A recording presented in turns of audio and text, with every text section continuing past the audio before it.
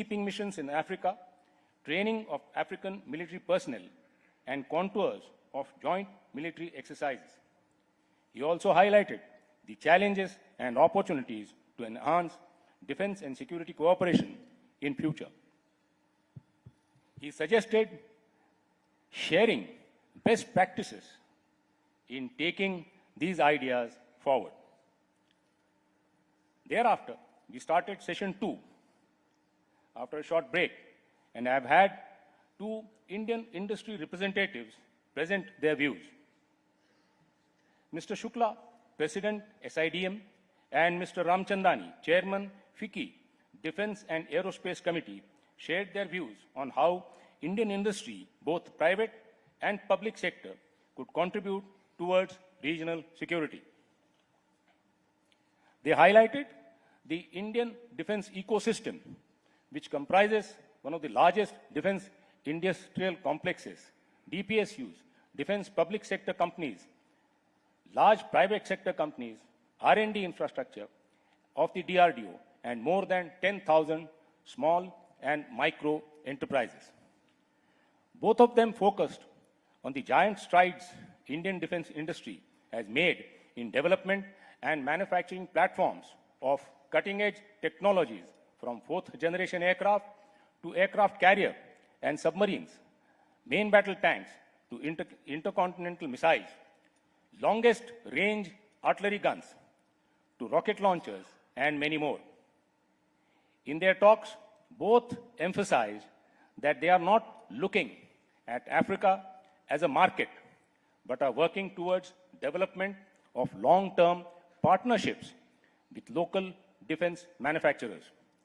So not only is the Indian industry looking to supply platforms and customized defense equipment at cost-effective solutions, but shall also be helping the customer country aspirations in defense production.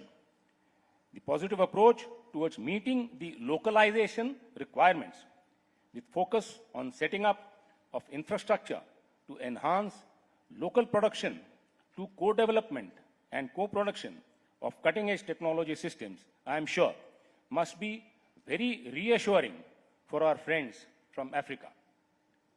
Sir, if you permit, I shall now request the African guests who are taking part in this session 2 to express their views on how they foresee Indian industry meeting African aspirations. Thank you, sir. May I request General Alibuzi, Commander, Zambian Army, to please share his views on Indian defense industry potential to contribute towards regional security. General Alibuzi, please.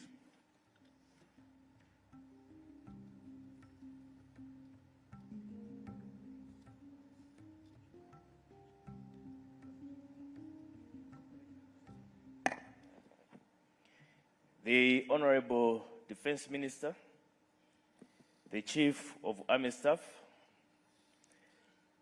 General Officer Commanding in Chief, may I simply write on the protocols already established. Firstly, I would like to thank the Chief of Army Staff, General Manoj Pandey, and the General Officer Commanding in Chief, Lieutenant General Ajay Kumar Singh, for inviting me to attend the India-Africa Army Chiefs Conclave 2023. It is an honor and privilege for me to deliver a talk on the topic India Defense Industry Potential to Contribute towards Regional Security. The importance of the conference cannot be overemphasized, as it deepens our existing military relations that have helped to play a pivotal role in facilitating defense industry cooperation. The Defense Force of Zambia, like several other African defense forces, is in the process of establishing the defense industry so as to meet the changing dynamic of technology in warfare. It is important to partner with already established defense industry of India in areas of need. Some of the key focus areas for both sides are defense engagements, including capacity building, training, cybersecurity, maritime security, and counter-terrorism. The aim of this presentation is to highlight the potential of Indian defense industry in contributing towards regional security. And to achieve this aim, I'll focus as shown on the slide. Defense equipment requirements of African nations. Defense equipment requirements of African nations are many. It is worth noting that Africa's regional security cannot be attained without modern defense equipment. Therefore, India's defense industry can help meet African aspirations by assisting African armies in the acquisition of the following equipment: military vehicles, that is troop carriers, armored fighting vehicles, including main battle tanks, various array of munitions, cyber security equipment, intelligence surveillance, target acquisition and reconnaissance equipment, aerospace equipment, maritime equipment, mechanized agriculture equipment, research and development equipment, forged and machined components, plant equipment. Let us quickly look at the potential for Great Africa-India Defense Industry Cooperation. Africa-India Defense Industrial Cooperation offers many opportunities rather than challenges. And some of the opportunities and challenges are as follows. Opportunities. In military vehicles, multinational corporations such as Tata should facilitate great investment and technology transfer from India to African nations, including in the manufacturing of munitions. India must open up its defense industry to African participation through public-private partnership to enhance cooperation. Joint working groups should be formed to explore projects of mutual interest that include ISTA. This should take a bottom-up approach, as already alluded to by my senior officer from Nigeria. There should be cooperative research and development projects that intend to improve conventional defense capabilities of India and African nations. African nations are ready to harness the industrial and technological capabilities for defense-related aspects from India. African nations are ready to fully utilize the offset policy of the defense procurement procedure of India. Africa has basic infrastructure which can facilitate technological transfer and foreign direct investments into the African defense industry base from India. Opportunities also exist in technological partnerships with the African nations by strengthening capabilities in combating terrorism and extremism, particularly in support of United Nations peacekeeping missions. Challenges: difficult interoperability in joint operations. Due to weather and terrain differences, equipment needs may differ. Balance of power, hegemonic tendencies. The process of coming up with the use and procurement of armaments between government to government level is too bureaucratic, and we also have varying national interests. In conclusion, I want to state that the India-Africa Army Chiefs Conclave has offered a great opportunity to African defense forces aimed at enhancing Africa-India defense industry cooperation. To this effect, various opportunities and entry points exist for greater cooperation where regional security is concerned. We have mutual interests dating far back as history can relate. However, the challenge primarily relies in identifying areas of tangible mutual benefit and incorporating those into a holistic cooperation that is aligned to the regional and international aspirations of both parties.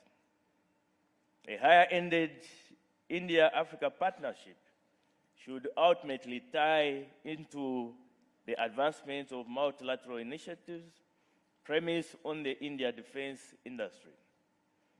May I conclude that the Africa-India cooperation should be proactive than reactive in order to attain a comprehensive partnership. Thank you for listening.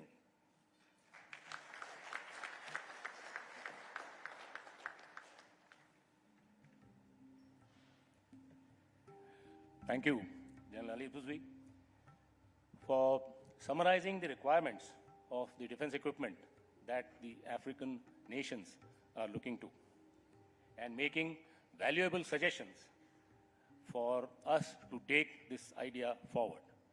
Thank you.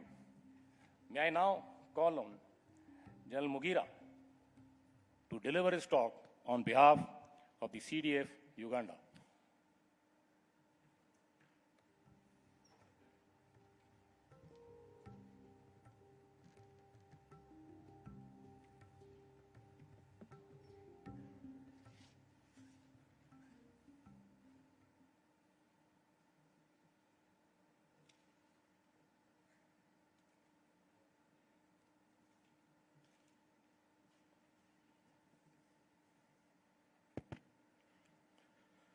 The Honorable Minister of Defense, the Chief of the Army Staff of the Indian Army, Chiefs of Armies, distinguished ladies and gentlemen. Let me begin by thanking the Government of India for inviting us to participate in this very, very important India-Africa Army Chiefs Conclave in this beautiful city of Pune. Today's topic is Indian defense industry potential to contribute towards regional security. Permit me to begin my presentation with a short quotation by His Excellency Modi, the Prime Minister of India, in his speech during his visit to Uganda in the year 2018, in which he said, African priorities are Indian priorities. By way of introduction, let me begin by stating that Africa and India have a shared history and have had a very long relationship. The Indian merchants are said to have been plying their trade through the Indian Ocean since the days of ancient Babylon, and to have even established trading posts along the coast of East Africa.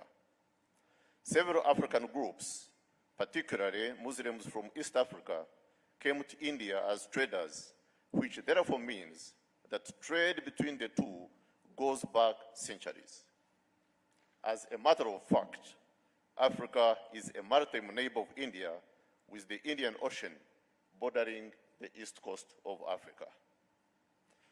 While Africa is a continent and India is a subcontinent, both share colonial history, having been subjected to European rule through colonialism. The difference being that Africa was colonized by different European powers. This long-term relationship, characterized by trade and not colonial and hegemonic relations, as happened with Western powers, puts India in a special category as a valued pattern in Africa in all aspects, including defense and security. The evolving nature of African security challenges is a combination of traditional and non-traditional threats. These threats are global and cannot be said to be African. New and complex security challenges, both within and among nation states, such as threats of cross-border terrorism and violent extremism, transnational organized crime, cybersecurity, illegal migration, drug trafficking, climate change, and pandemics to mention but a few, have emerged over the past few decades. Africa and India have both been victims of violent extremism from groups like Boko Haram, Al-Shabaab, and Al-Qaeda. We still have painful memories of the November 26, 2008 attack on the Mumbai Taj Mahal Palace. The nature of these challenges makes it difficult, if not impossible, for any state to act alone in addressing them, these challenges. Distinguished members of the Conclave, peace and security are intrinsically linked to socioeconomic development and growth. Without a peaceful, stable, and secure environment, development remains a dream. This calls for close cooperation in order to deal with the challenges to global peace and security.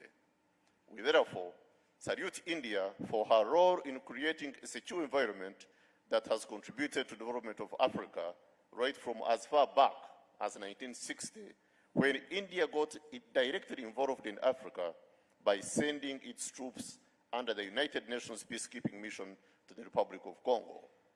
Since then, India has been among the top 3 contributors to the UN peacekeeping mission and has regularly been part of many such missions on the African continent. India continues to provide support to Africa to deal with the challenges of conflict, terrorism, and violent extremism, including providing huge financial support to the African mission in Somalia, providing training to African defense, military, and naval personnel in top Indian military academies, contributing troops and police units to UN peacekeeping operations on the African continent, and it is a big supporter of the African Union peace and security architecture. India has had bilateral security engagements with several African countries, including my own country, Uganda, and provided support in terms of logistics and military training, thus providing skills and knowledge transfer to hundreds of military officers, in addition to offering training opportunities to our officers. Coming to the topic of defense industries, the role and significance of defense industries worldwide need not be overemphasized. Defense industries provide self-reliance to a country, and though not seeking complete defense industrial sovereignty, they offer a sustainable in-country capability. Indeed, from a national security perspective, and to ensure appropriate sovereignty, countries need such capacity for self-reliance, especially in terms of equipment, in order to minimize reliance on foreign countries for resupply, especially during wartime, and even avoid blackmail by superior powers who impose sanctions and embargoes, etc. From a geopolitical point of view, my country, Uganda, being landlocked in a volatile region, and which relies on the stability of its neighbors for her imports, including military ones, this is a fact that cannot be ignored. Defense industries, therefore, provide governments with military capabilities on land, sea, air, and space in support of current and future defense and military requirements, in addition to other benefits like job creation by providing employment to the many unemployed youth who also, in one way or another, pose a security threat. Defense industries, therefore, are important assets for strategic security and must be developed because of their strategic nature. The Indian defense industry is no doubt one of the largest defense industrial complexes in the world and is now moving towards becoming a major exporter of defense products. Africa will no doubt continue to play a crucial role in providing the market. Indeed, Indian manufactured defense equipment for the Army, Air Force, and Navy are clearly visible on the African continent. Indian military vehicles such as Tata and Ashok Leyland are part of the military fleet in many African countries. With this growing capacity, the Indian defense industry has the potential and expertise to make significant contributions towards the African security paradigm, particularly in the fields of technology transfer by, among others, assisting in setting up manufacturing plants in Africa. Most countries in Africa today have the potential to set up plants for the manufacture of basic military equipment, and the Indian defense industry can facilitate this through transfer of technology. So, what should be the future of India-Africa Defense Industry Cooperation? In other words, the recommended way forward. So, compared with trade and investment, defense and security cooperation remains an area of the India-Africa strategic partnership that is not yet fully exploited and which should be given priority. We, however, strongly feel that Africa needs to be taught how to fish and not to be given fish, because this in itself perpetuates insecurity.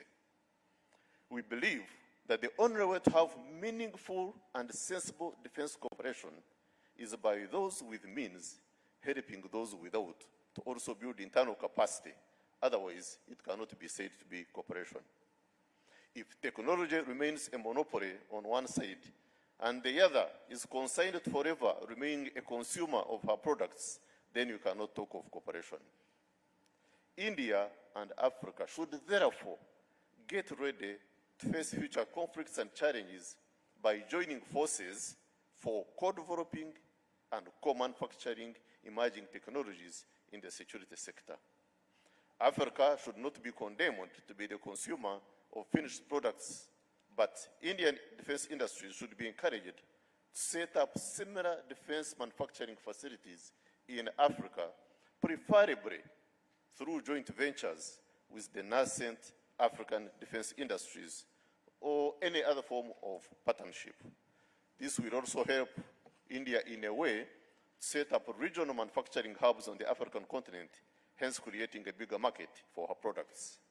Consideration also needs to be made to establish on the African continent, for example, facilities for the upgrade, for modernization, for maintenance, for repair and overhaul for various defense equipment, and even setting up manufacturing centers for defense equipment spare parts and other accessories.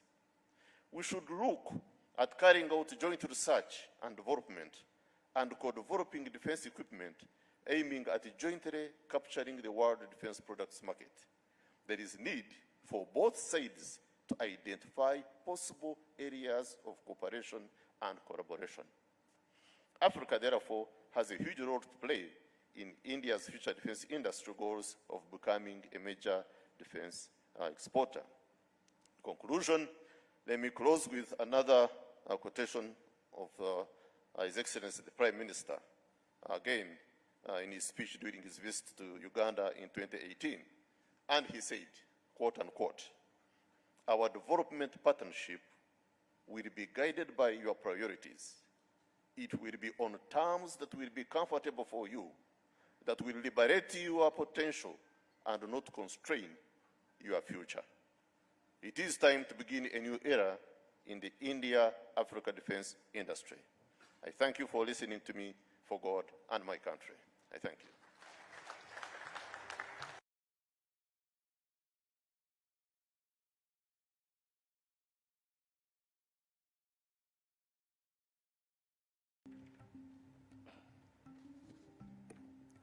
Thank you, General Mogira. Your most telling closing remark that Africa needs to be taught how to fish is very well taken. In fact, I'm sure the talk of both the industry reps must have been reassuring that we continue to be genuinely concerned for development of African nations towards their Atmanirbharta, their self-reliance. Thank you, General Mogira.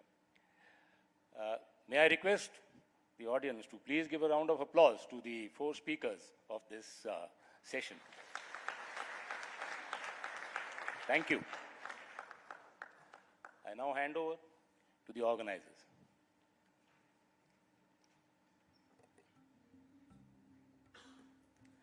Ladies and gentlemen, indeed, it was as enriching a session as it can be. And we are grateful to our panelists for giving us this first-hand insight into the India-Africa defense industry partnership. This is just the beginning of things to come. The future for the Indian defense industry is indeed bright. Now, may I request the Honorable Defence Minister to present a token of remembrance to our esteemed panelist. At first, I request Lieutenant General Sudarshan Shrikant Hasabnis, retired.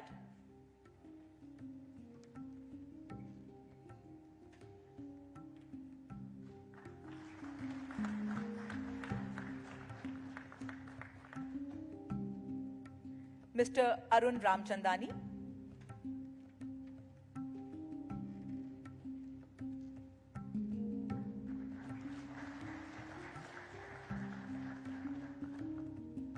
Lieutenant General James Mugira.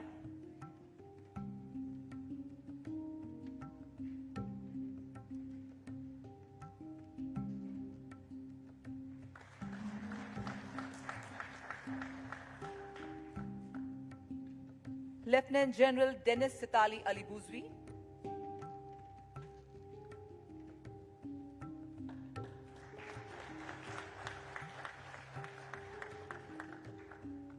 Shri S.P. Shukla.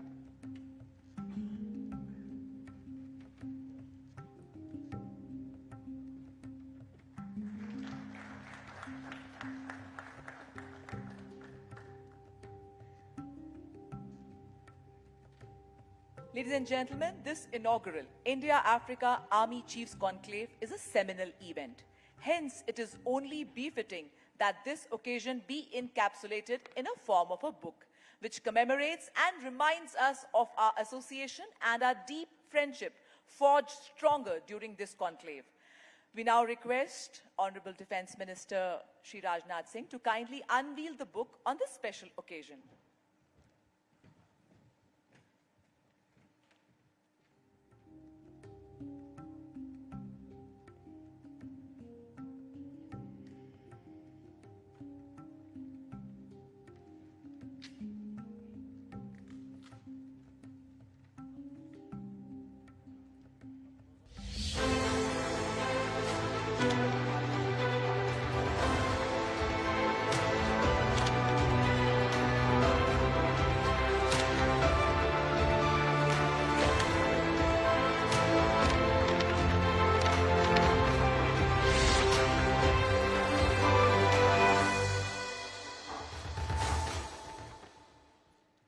We now request General Manoj Pandey, Chief of the Army Staff, Indian Army, to kindly present the India-Africa Army Chiefs Conclave memento to our Honorable Defence Minister.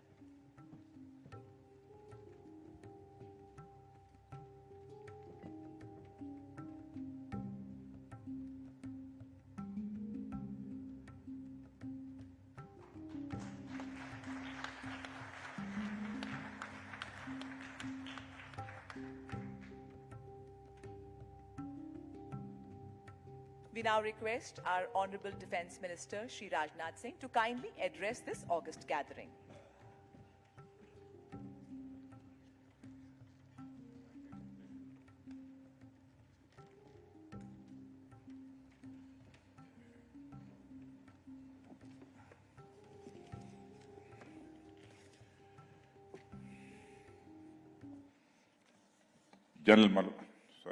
Voice is very loud. General Manoj Pandey, Chief of Army Staff, Army Chiefs from African countries, senior officers of Indian and African countries' armies, esteemed veterans, representatives of defense industry, friends from media, gentlemen, my warm greetings to our valued guests from Africa. I had the opportunity to witness the presentation by Zambian and Ugandan army chiefs. The presentations were very informative and relevant. I would request Chief of Army Staff General Manoj Pandey to take up the points made by our African friends. Let me assure you all that we deeply value our inputs for carrying India-Africa defense partnership to greater heights. Friends, it gives me immense pleasure to welcome you all to the first edition of the India-Africa Army Chiefs Conclave. Your presence here reflects the strong ties between India and Africa, woven over shared historical experiences and nurtured by common goals and vision. Having diverse cultures, languages, and religions, we are united by the common goals of eradicating poverty, achieving sustainable development, promoting peace and harmony, and improving the quality of life of our peoples. Our partnership drives the South-South cooperation to build a truly multipolar world order, which is more responsive to the aspirations of developing countries. Friends, India and Africa share a rich history across millennia. Even from the perspective of the entire humanity, out of Africa, theory postulates that Africa is the cradle of the humanity, irrespective of the continents, races, and ethnicities. India is one of the most ancient civilizations of the world, with a youthful population and a fast-growing economy. The civilizational ties, including people-to-people contacts, have laid the foundation for free flow of ideas and practices since time immemorial. It gained significant momentum during our common struggle against imperialism. Friends, the solidarity, mutual trust, and confidence forged in the days of struggle against colonialism continue to drive India-Africa cooperation to this day. India has been one of the strongest advocates of the decolonization of Africa and has worked for the end of imperialist, racist, and apartheid regimes in Africa. As a nation, we have great respect and affection for our African brothers and sisters. There is a natural feeling of partnership between India and Africa in our common quest for achieving prosperity and a dignified life of our peoples. Friends, the people of India and Africa together represent a third of humanity, a demographic dividend which has to be used wisely. We have seized the opportunity to turn this huge human resource into an engine of growth and development. Many African nations have the fastest rate of growth of population in the world. As per some projections, by 2050, there would be one African out of every 4 persons in the world. Therefore, if humanity has to develop, Africa has to develop. Today, Africa is home to more than 1 billion vibrant people, with more than 2/3 of them under the age of 35. If this human capital is supported with the right opportunities, it will become the growth engine for not just Africa, but also for the entire world. Friends, apart from the capital scarcity issues confronting us, to the relative technological backwardness vis-a-vis the developed world is one of the most important causes holding the developing world to the negative equilibrium of low economic growth rates. However, new and emerging technologies give us an opportunity to leapfrog this technological gap. I would like to pointedly mention 2 such emerging technologies: digital technologies and clean and green technologies. We would like to share our growth experiences in these 2 domains so that our African partners can benefit from our expertise. One particular example is the financial inclusion of the entire citizenry through digital technology, through India's innovation of Unified Payment Interface, or UPI in short. UPI has occasioned a financial revolution from a street vendor to a high-end showroom with an expensive product range. UPI caters to one and all. Moreover, UPI is steadily becoming globally attractive, aimed measures to enable seamless cross-border transactions, Singapore has recently come on board. Friends, our exchanges of ideas and practices are not going to be one-way affairs. We would also like to learn from the experiences of our African friends. I remember distinctly the good work done in Kenya towards financial inclusion through mobile banking. Friends, I am told that the Kenya has been leading the way with a mobile phone-based financial services platform set in motion by M-Pesa, a money transfer system that gradually advanced into real-time retail payments and further into a virtual savings and credit supply platform. I am sure there would be many more such initiatives in India and Africa where we can learn from each other. Friends, when we talk about a country's development and growth, the importance of security is often not given the importance it deserves and is sometimes even considered antithetical to the pursuit of development. It is logical, incoherent, and historically inaccurate to consider security and development as antitheses of one another. I believe that the full potential of society's development can be realized only when its security is ensured. Friends, once we accept the status of security as the bedrock of development, the role of a strong and effective state system becomes crystal clear. The modern state system in India and African countries came into being only after they achieved independence. Though many of us have come a long way since our independence, there are many African countries where the consolidation and capacity building of their state systems is still a work in progress. Friends, there is no significant example in human history where a weak state system has preserved or fostered individual and collective rights. If we observe the trajectory of progress of the decolonized states in the world, only the strong, secure, and capable states have been effective in protecting the human rights and improving the quality of life of their citizens.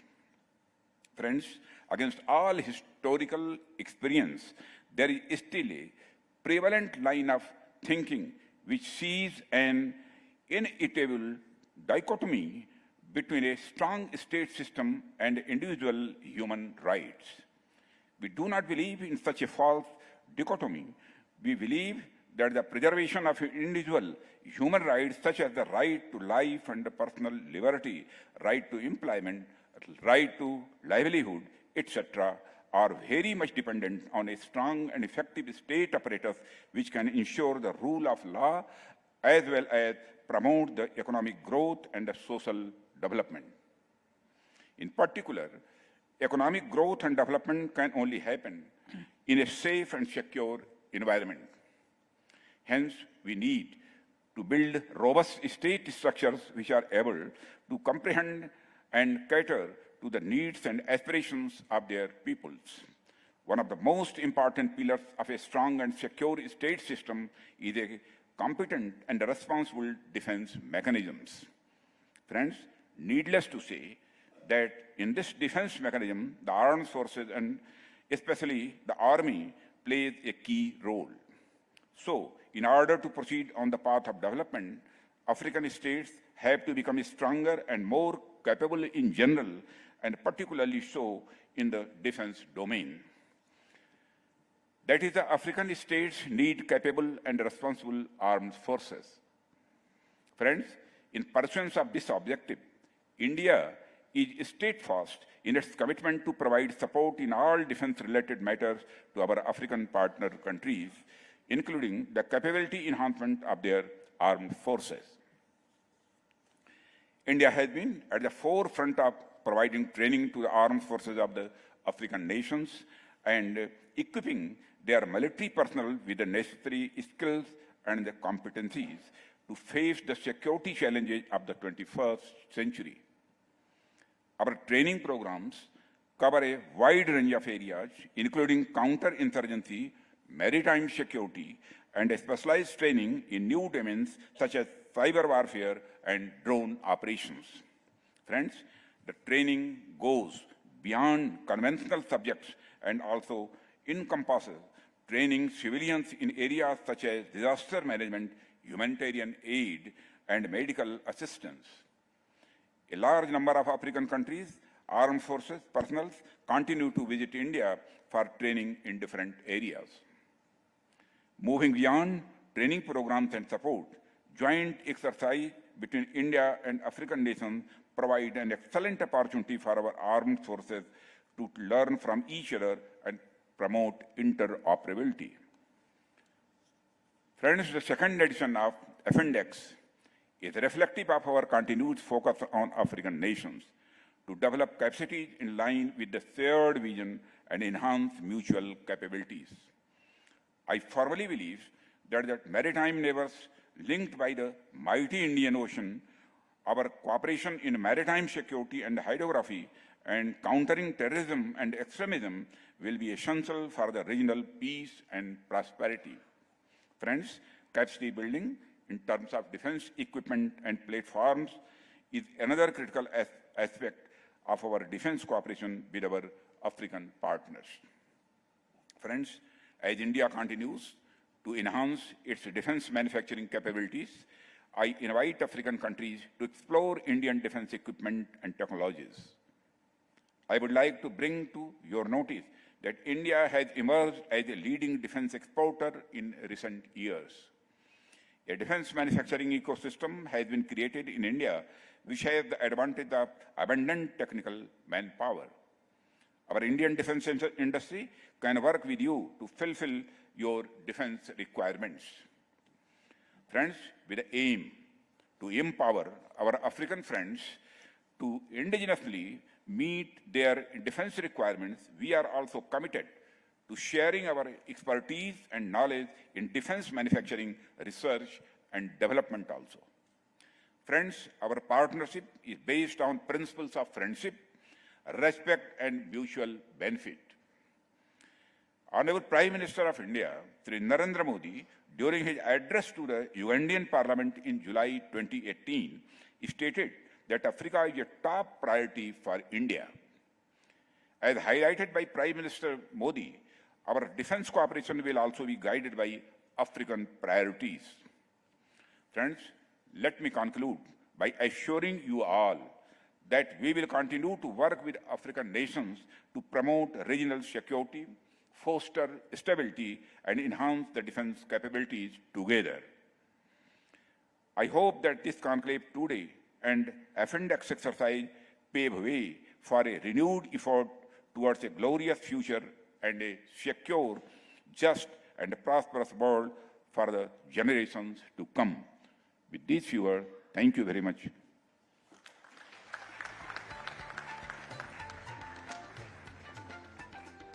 Thank you, sir. We are sanguine that your words of assurance will go a long way in consolidating India-Africa defense partnership. We now request our Honorable Defense Minister, esteemed chiefs and representatives of African armies along with the nominated officers and guests to kindly proceed for the group photograph.